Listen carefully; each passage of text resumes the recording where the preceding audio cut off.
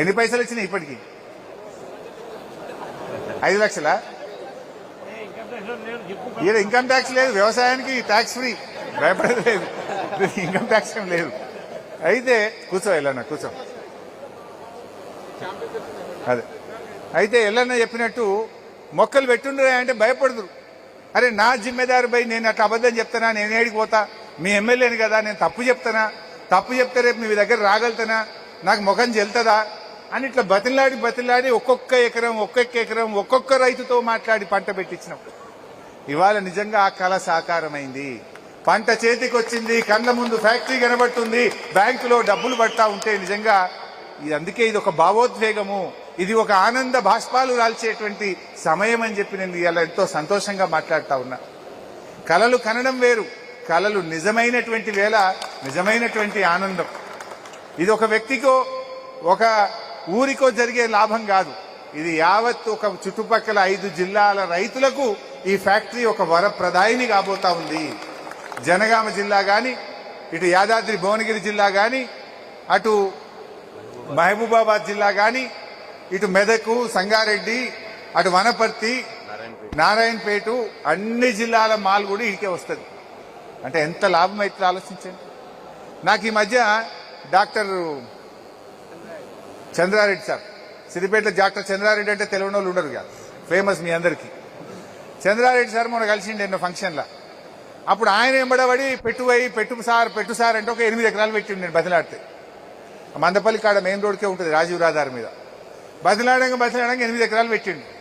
హరీష్ రావు సాబ్ అప్పుడు నువ్వు చెప్తే ఏమో అనుకున్నా కానీ పంట బాగా వండింది, ఆ మామిడి తోట జర ముసలిది అయిపోయింది, 30 ఏళ్ళు అయింది, కొట్టేసినా ఇంకా 10 ఎకరాలు పెడుతున్నా ఆయిల్ పామ్ అంటుండు. 8 సోపదికి ఇంకా 10 పెడుతున్నా అంటుండు. అంటే ఇప్పుడు నేను అడగవలసిన అవసరం లేదు. మన అక్కనపల్లిలో మా నాగేందర్ అప్పుడు బతిలాటో 5 ఎకరాలు పెట్టిండు. ఇప్పుడు పంట చేతికి వచ్చింది, మజా దొరికింది, మళ్ళీ 5 ఎకరాలు తలిగించిండు. ఇక ఆయన వరి తీసి పారేసిండు, మొత్తం మళ్ళీ 5 ఎకరాలు తలిగించిండు.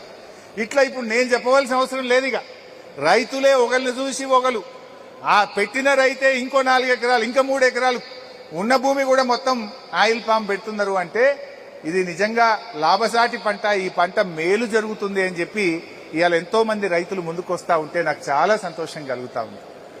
అయితే ఇలా సందట్లో సడేమియా అన్నట్టు మొక్క పెట్టింది మనము, రిసెర్చ్ చేపించింది మనము, ఫ్యాక్టరీ మంజూరు చేపించింది మనము, జేబులో కత్తెర పెట్టుకుని తిరుగుతారు ఇక కాంగ్రెస్ వాళ్ళు.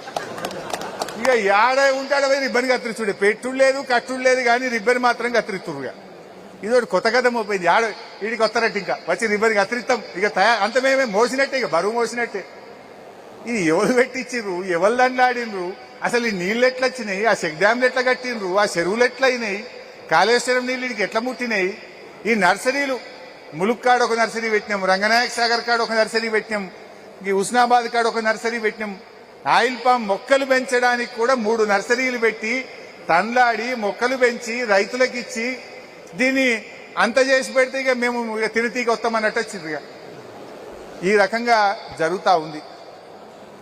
ఏమంటవే వంట అయినాక గంట తిప్పినట్టు అంటుండు మల్లన్న. అయితే ఇలా విత్తనం నాటింది బీఆర్ఎస్ ప్రభుత్వం, కానీ పండ్లు తినడానికి మాత్రం కాంగ్రెస్ వాళ్ళు బయలుదేరలేదు. మొక్క పెట్టింది, పెంచింది, పోషించింది బీఆర్ఎస్.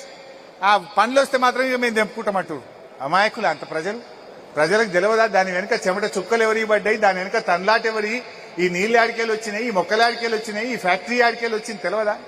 ఈ ఫ్యాక్టరీ ఆ రోజు నిరంజన్ అన్న వ్యవసాయ శాఖ మంత్రిగా ఉండే, ఆ రోజు మీరు కూడా ఉన్నారు అందరూ. 13 ఏప్రిల్ 2022 నాడు అప్పటి వ్యవసాయ శాఖ మంత్రి నిరంజన్ రెడ్డి గారిని ఇక్కడ తీసుకొచ్చుకొని మీరందరూ కూడా ఇవాళ డాయస్ మీద ఉన్న వాళ్ళు ఉన్నారు. 2022 ఏప్రిల్ నాడు నిరంజన్ అన్న చేతుల మీదుగా శంకుస్థాపన చేసిన ఫ్యాక్టరీ ఈ ఫ్యాక్టరీ. మన గవర్నమెంట్ ఉంటే ఇంకా ఏడాది ముందే స్టార్ట్ అవుతుంది. ఏడాది లేట్ అయింది వీళ్ళు పట్టించుకోక, ఇంకా ఏడాది ముందే స్టార్ట్ అవుతుండే.